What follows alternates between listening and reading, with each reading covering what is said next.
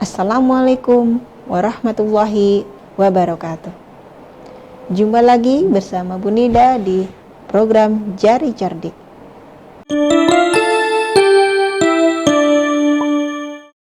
Pada kesempatan kali ini kita akan belajar tema 4, subtema 3, hidup bersih dan sehat di tempat bermain, pembelajaran 4, 5, dan 6. Pada pembelajaran 4, kita akan belajar tentang laporan sederhana, kerajinan imajinatif dari plastisin, dan mengenal bangun ruang. Langsung saja kita akan belajar tentang laporan sederhana. Pada pembelajaran sebelumnya, kita sudah belajar tentang laporan sederhana, baik melalui gambar ataupun cerita. Di sini Ibu akan menjelaskan lebih lanjut tentang laporan sederhana tersebut agar kalian lebih memahaminya. Sekarang perhatikan dan amati gambar berikut ini. Kira-kira info apa atau informasi apa yang kalian dapat dari gambar tersebut?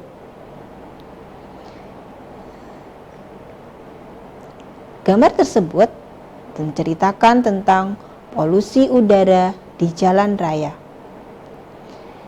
Terlihat di situ banyak asap kendaraan dan terlihat kotor. Dari gambar tersebut, kita bisa membuat laporan sederhana seperti ini. Polusi udara biasanya terjadi di jalan raya, kota besar. Salah satu penyebab polusi udara ini adalah asap kendaraan. Contohnya, asap mobil, asap bus, asap motor. Asap kendaraan ini menyebabkan polusi udara sehingga udara menjadi kotor dan panas. Nah, ini adalah contoh sederhana dari laporan. Ibu harap kalian bisa dengan mudah untuk melakukan atau menceritakan di buku tugas kalian. Selanjutnya, kita akan belajar tentang kerajinan imajinatif dari plastisin. Plastisin, pasti kalian sudah tahu apa itu plastisin. Plastisin adalah salah satu bahan buatan yang dapat digunakan untuk membuat kerajinan, di mana plastisin ini bersifat lunak seperti tanah liat, sehingga akan mudah bagi kalian untuk membentuknya dan membuat kerajinan sesuka hati kalian. Untuk membuat sebuah kerajinan dengan plastisin, kalian membutuhkan alat dan bahannya, yaitu yang pertama bisa membawa pisau cutter, kemudian plastisin tentunya, dan gambar atau model yang akan kalian buat nantinya. Contohnya seperti ini. Ini adalah contoh model mobil dari plastisin. Jadi kalian bisa menyiapkan beberapa plastisin dengan warna yang berbeda. Mudah bukan? Nah, dan plastisin pun mudah didapat di toko terdekat rumah kalian. Setelah kita membuat kerajinan dari plastisin, sekarang kita akan belajar tentang mengenal bangun ruang. Bangun ruang. Pada pembelajaran sebelumnya, Ibu juga sudah menerangkan tentang bangun ruang. Nah, sekarang kita akan mengidentifikasi dari bangun ruang tersebut. Ibu akan beri contoh dari bangun ruang tersebut adalah kubus.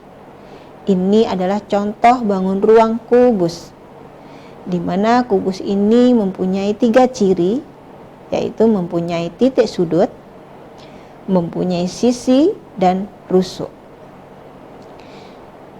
Dari contoh gambar ini, kita bisa menghitung jumlah dari titik sudut, sisi, ataupun rusuknya. Banyak sisi dari bangun kubus ini ada 6. Bisa kita lihat dari sisi atas, sisi bawah atau alas, sisi depan, sisi belakang, dan kanan kiri dari bangun tersebut. Sehingga bila dijumlahkan ada 6 sisi. Sedangkan banyak sudutnya ada 8. dan banyak rusuknya ada 12. Berikut Bu Guru akan memberikan contoh bangun ruang yang lain, yaitu yang pertama kubus seperti yang kita contohkan tadi. Yang kedua adalah bangun balok. Yang ketiga adalah bangun prisma segi 4. Dan yang keempat adalah bangun prisma segitiga. Mengapa dinamakan prisma segitiga? Karena alasnya berbentuk segitiga. Dan dikatakan prisma segi 4 karena alasnya berbentuk segi 4. Berharap kalian bisa membedakan antara bangun yang satu dengan bangun ruang yang lain. Memasuki pembelajaran kelima, kita akan belajar tentang penggunaan kosakata dalam laporan. Kemudian permainan mengoper bola dan sikap untuk mewujudkan persatuan. Perhatikan percakapan Dayu dan teman-teman berikut ini. Ini adalah percakapan Dayu dan teman-temannya sebelum mereka bermain di tempat bermain. Pada percakapan ini, Dayu mengajak teman-temannya untuk membersihkan tempat bermain agar mereka nyaman ketika bermain. Dari percakapan ini, kita bisa menjawab pertanyaan berikut ini. Pertanyaan yang pertama, apa isi percakapan Dayu dan teman-teman? Dayu dan teman-temannya bercakap-cakap tentang cara menjaga kebersihan lingkungan sebelum bermain. Pertanyaan kedua, kegiatan apa yang dilakukan Dayu dan teman-teman sebelum bermain? Membersihkan sampah dedaunan yang berada di tempat bermain. Pertanyaan ketiga, mengapa kegiatan itu harus dilakukan? Agar nyaman ketika bermain. Pertanyaan keempat yaitu, apakah kamu setuju dengan kegiatan Dayu dan teman-teman? Setuju.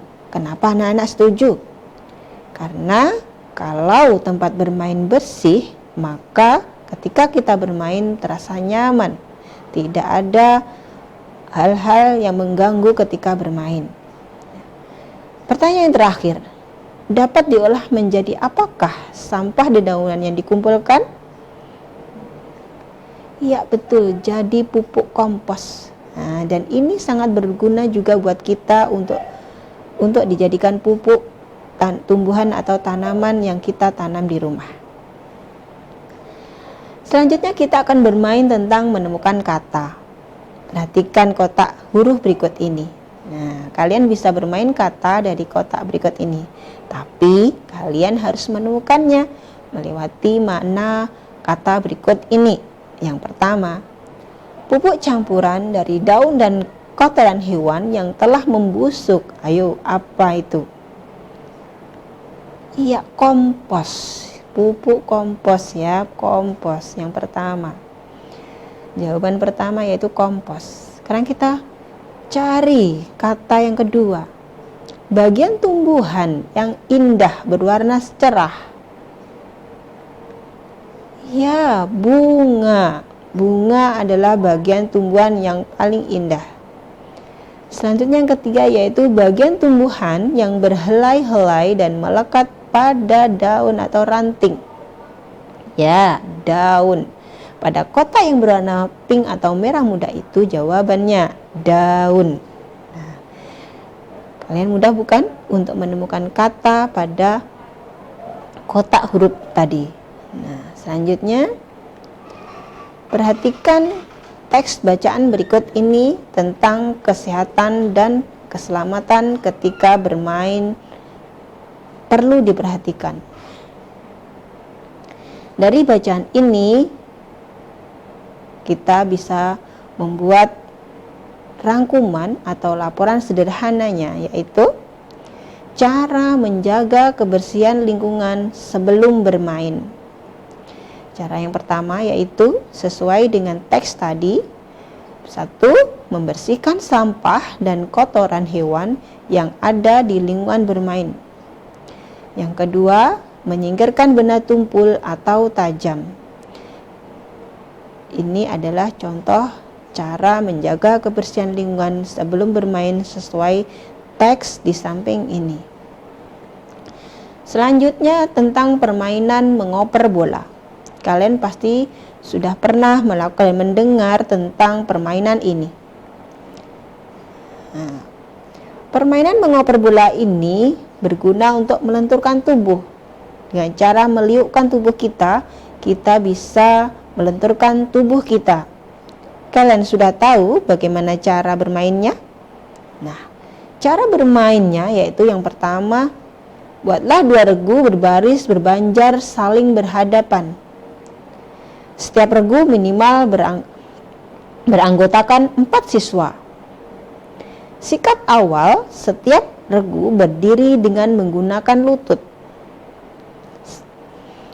Kemudian, operlah bola kepada teman yang ada di depanmu. Peganglah bola operan teman di belakangmu.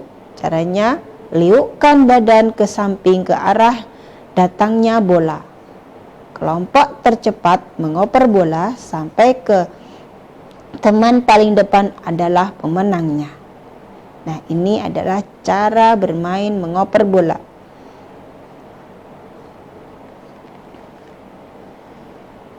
Selanjutnya kita akan belajar sikap untuk mewujudkan persatuan.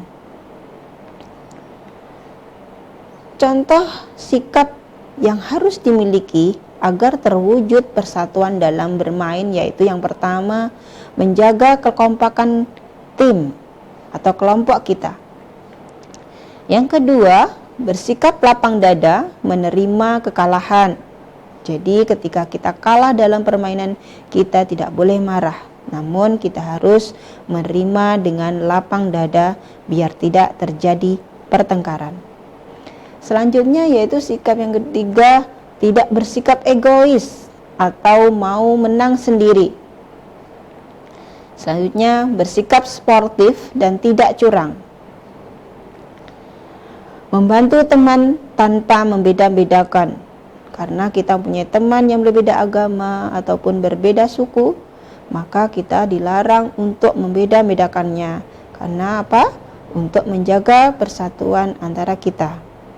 Yang terakhir yaitu sikap yang harus kita miliki, berbagi dalam segala hal dengan siapa saja. Baik permainan ataupun makanan, kita bisa saling berbagi untuk menjalin persatuan di antara teman-teman kita. Alhamdulillah kita sudah memasuki pembelajaran ke-6.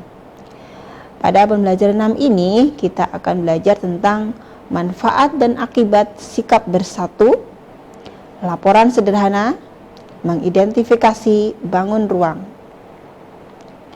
Perhatikan gambar ini. Nah, ini adalah contoh gambar Dayu dan teman-temannya yang sedang bermain dan bekerja sama.